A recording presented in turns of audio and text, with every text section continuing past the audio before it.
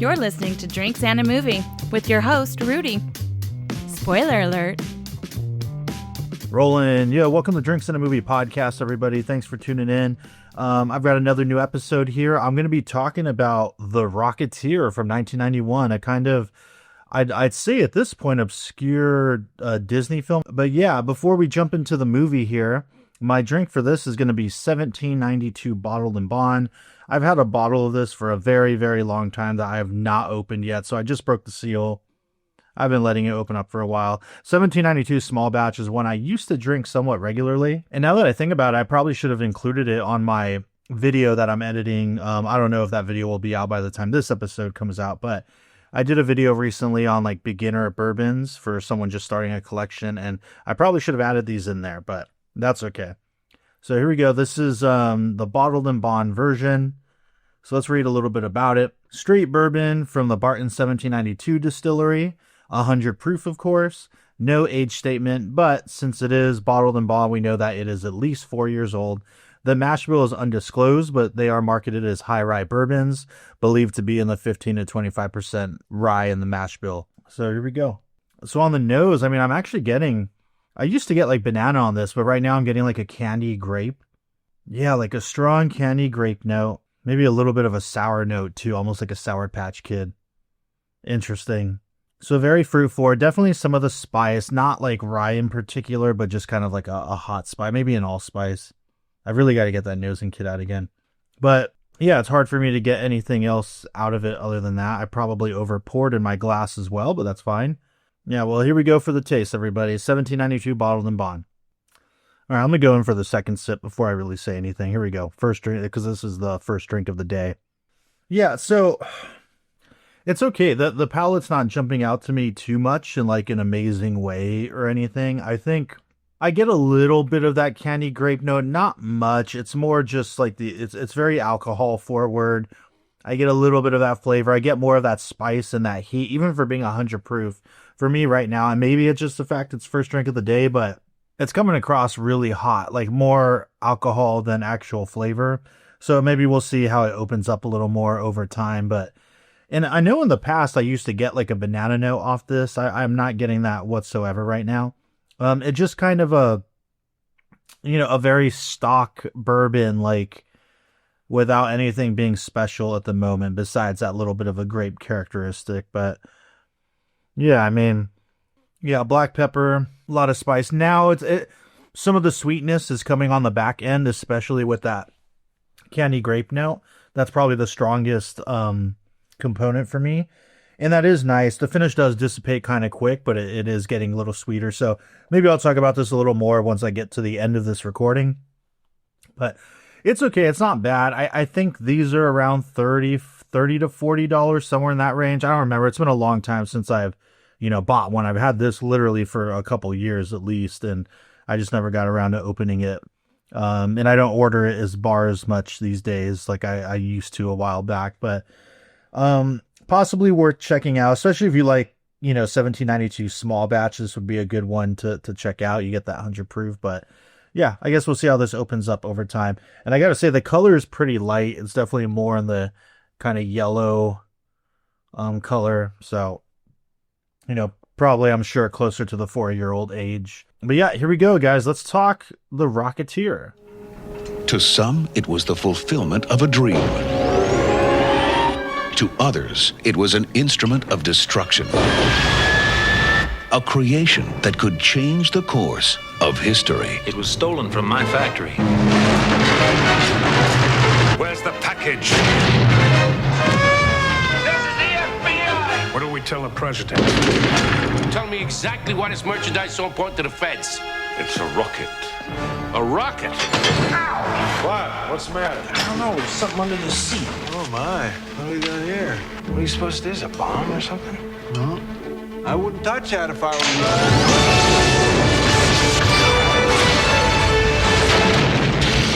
How do I look? Like a hood ornament. Stand clear. What was that? A flying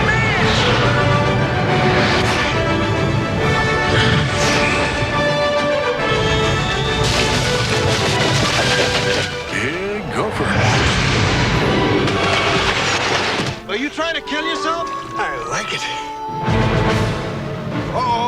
got company. You steer, I'll push. Well, what? I want that rocket, Eddie.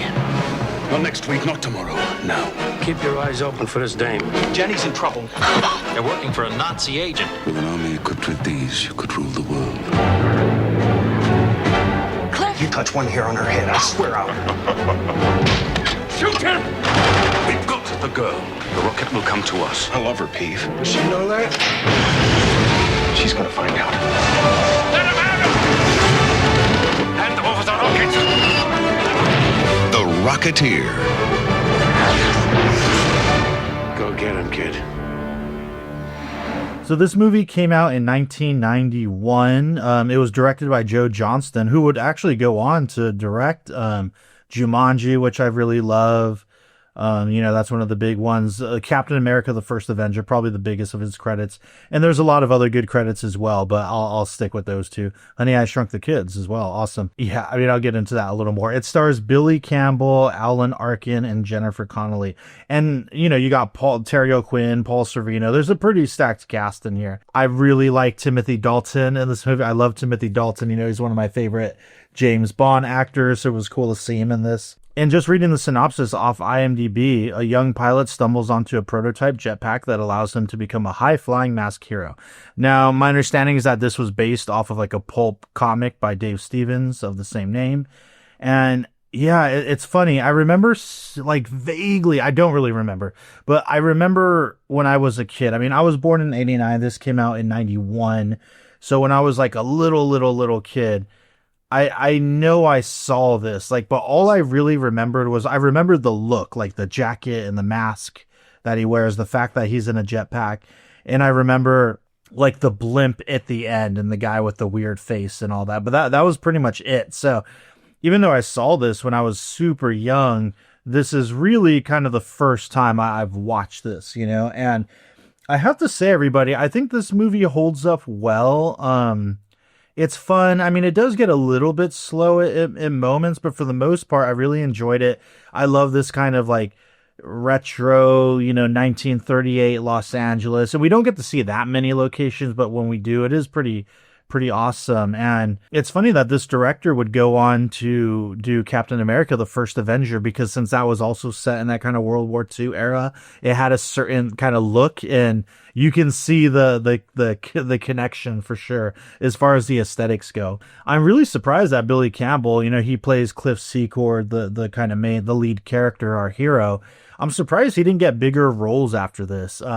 If Captain America was made sooner, he would have been Captain America. He just has that look, he's got that vibe. Alan Arkin, I love. I never realized that he was in this. And, I gotta say, like, story-wise, I do love that the movie really kind of starts off like straight with the action. They're test flying this plane that they've been building for a while for this race. You get a little insight into some of the characters. And then in the meantime, the FBI are chasing these gangsters and they're looking for the jetpack, and they get mixed up in this whole scenario, Cliff and his buddy Peavy, played by Alan Arkin. And there's a lot of good humor in this, and it's funny. You just don't see Disney movies like this anymore. And another aspect I like with the filmmaking is just the environments. They're out in real places and flying around these planes and these big landing strips and all that. And it just... I don't know. Nowadays, the movie would just be riddled with like CGI backgrounds and everything. Everything just felt so real. And I love all the period cars and the costumes and all that good stuff. And yeah, it puts you right into the action, like just right from the very beginning, which I really appreciate.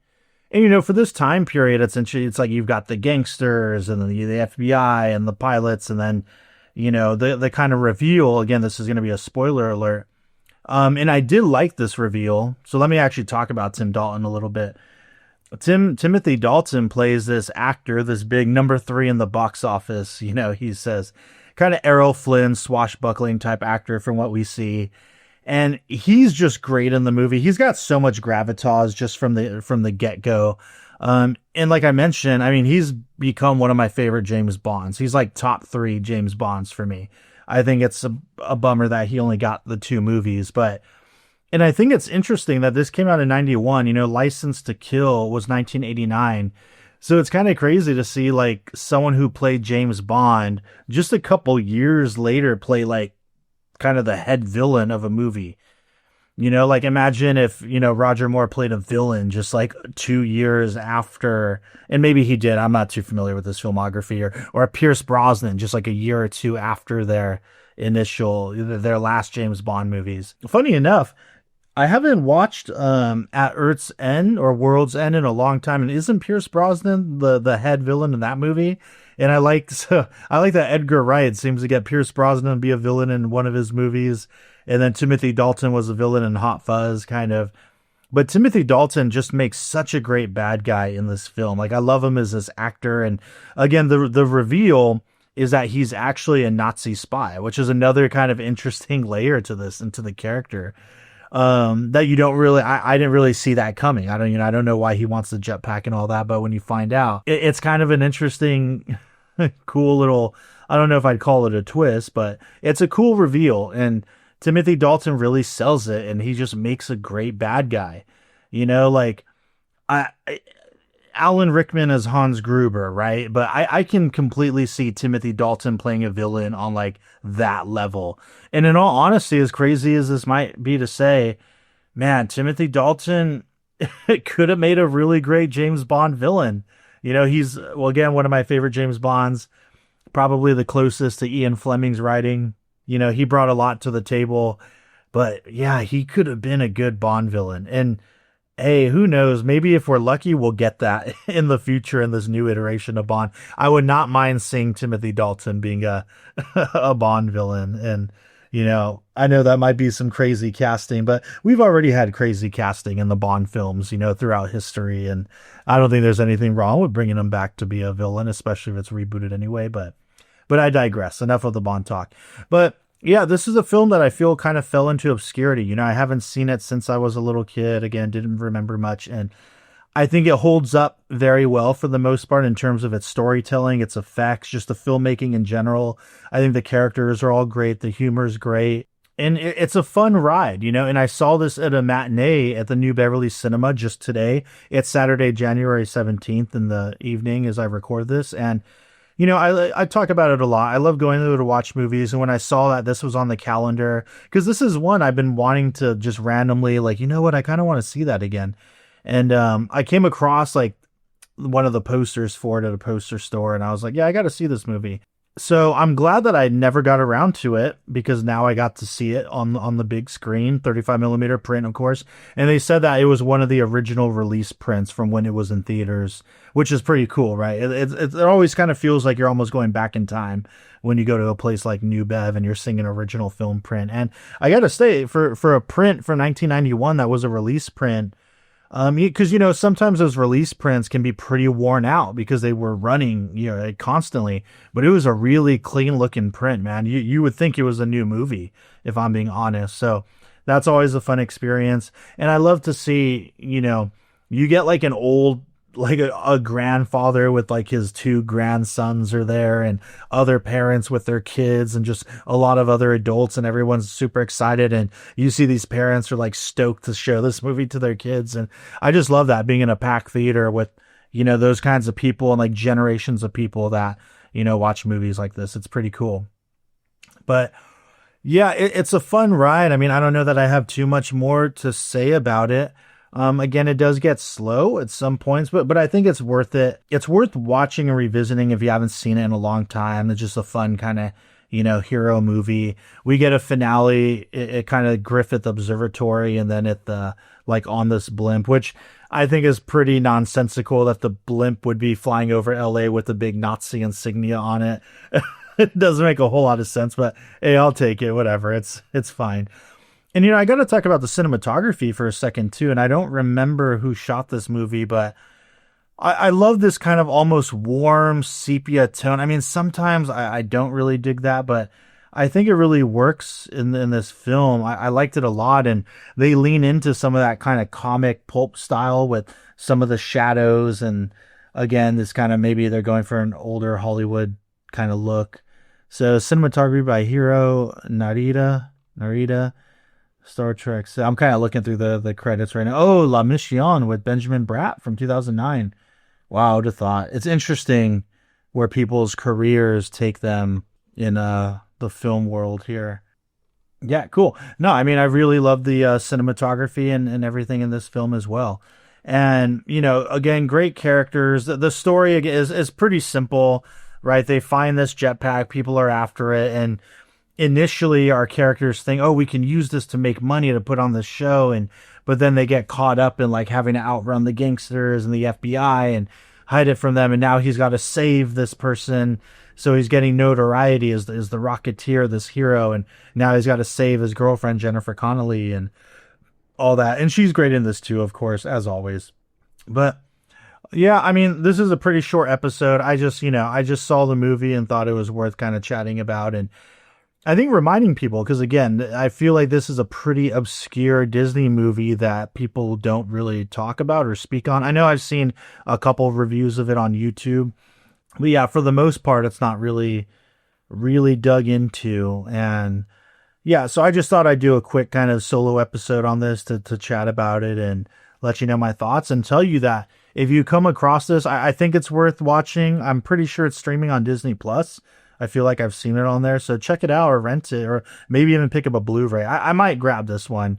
And again, I really like the production design and the costuming and everything too. I think it's a nice little period piece. And yeah, just a movie. I'm going to say this a lot this year. It's, they don't make them like they used to, and yeah. But yeah, I'll leave it at that. I could definitely keep praising Timothy Dalton, but I'll try to stop with that.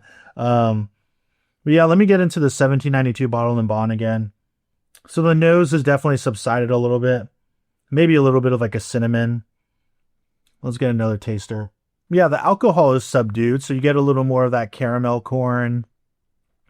Or on the corn side, a little bit of that grape note still.